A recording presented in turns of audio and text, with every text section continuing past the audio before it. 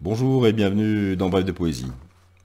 Aujourd'hui, je vous lirai deux textes de Joël Pétillot, en vous invitant à découvrir ses recueils et aussi notamment son blog, La Nuit en couleur. Mais je vous mettrai le lien dans le descriptif de l'émission. Un premier texte intitulé Chemin brut. Elle choisit un chemin brut, d'une belle matière, mi-poussière, mi-marbre. Il lui fallait le transporter. Elle s'y efforça. Cela lui prit du temps. Alourdie de ce poids sur ses bras, elle avança avec prudence, prenant garde à ne rien casser. Son atelier ne possédait pas de toit. Les oiseaux le gardaient avec vaillance, volant en désordre, piaillant à la moindre intrusion. Sauf le grand-duc, qui roupillait. Mais il en valait 12 comme lui la nuit venue. Elle travailla, apporta un détail ici, en ôta un autre là, modifia, reprit, bifurqua, revint. Pour bien faire, il faut s'en tenir à un outil de qualité. Elle prit le temps. Jour après jour, minute par minute, elle s'activa à faire émerger ce qu'elle imaginait du chemin, percevait de ses possibles, y compris ses fourvoiements. Où serait la beauté d'un chemin sans erreur? Cette infinie patience absorba de longues années. Elle ne vit presque rien de leur passage, même si le nombre d'oiseaux gardiens diminuait, même si le grand-duc veillait moins longtemps, même si l'air dans l'atelier se faisait plus rare, même si ses rêves possédaient désormais une sorte d'étrangeté. Il parlait beaucoup de sommeil. Rêver qu'on dort, le temps s'amuse. Un jour, elle finit enfin.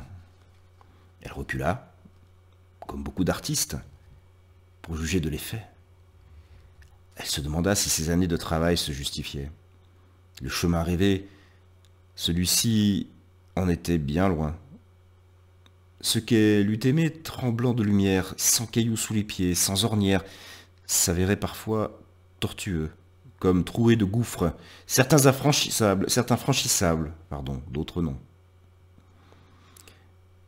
Mais il s'y trouvait aussi des éclats, la mousse des fontaines, un nom sur du sable, certains passages lisses, un soleil et des herbes hautes, parées de coquelicots dans des fossés profonds.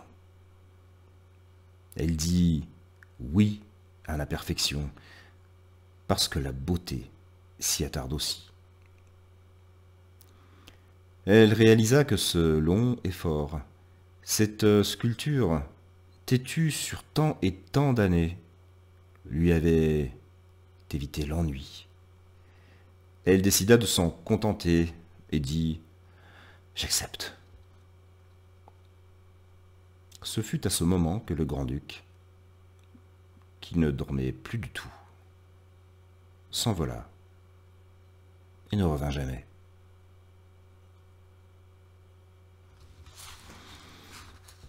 Un second texte et dernier texte pour aujourd'hui, la langue du Nil. La maison est petite, mais le jardin respire et la lande le suit. La mer, au bout, donne au ciel le statut d'invité permanent. Le muret ne coupe pas la ligne de fuite. L'échappée s'en trouve encore embellie. Le jour est gros de 1000 lumières, dont les différences dansent quand le regard se pose, du haut de roches millénaires, sur la surface de l'eau. Les chemins parcourus dilatent le regard empesé de vent. Souvent là, le vent, qui ploie le paysage comme le ferait un amant.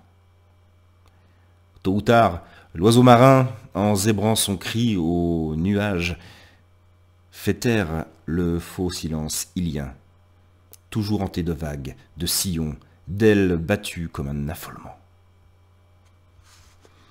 C'est une langue neuve, des mots de bruyère et de sel, un soleil rasant vers le soir, sur une mer couchée d'or et lourde de magie.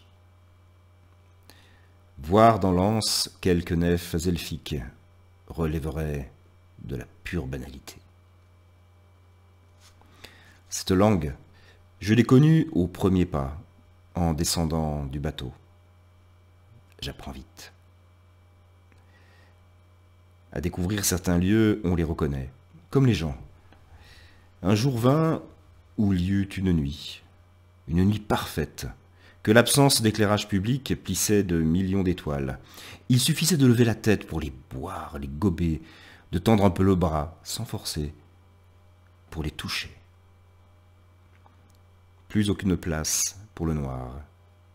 Juste une jetée de diamants serrés, la lune en majesté, la mer au loin, visible quand même sous la brillance.